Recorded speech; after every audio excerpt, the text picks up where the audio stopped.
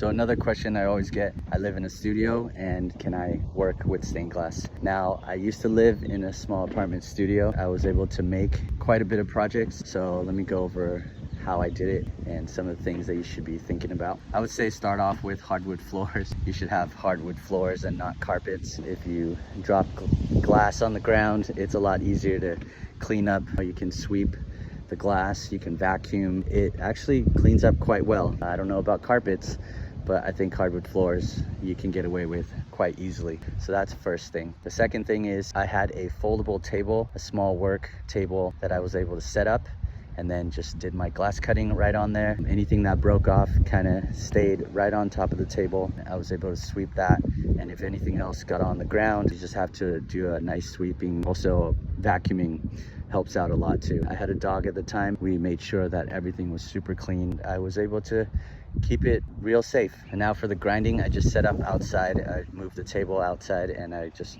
did all the grinding out there. You can keep it on a countertop and just have some kind of a cardboard blocking all around so it catches all the shavings that comes off of the glass, everything else that's kind of messy with the grinding. It cleans up pretty easily. Nothing really gets out of control in doing that. So I would say that is not a big deal for that step. The next step is the foiling. That's obviously a pretty clean step. You can do that on the couch. You can watch TV and do that, and there's no big deal in working indoors for that. For the soldering part, again, I went outside for that. I didn't want the fumes inside.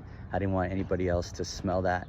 And if you had to work indoors, I would work right by a window, keep that open, and then you can get a fan to just suck up all the fumes and blow that outside. Yeah, it can be done. Everything else, all the projects, all the steps, you can do it at home, you can do it indoors, and you can do it in your small apartment studio.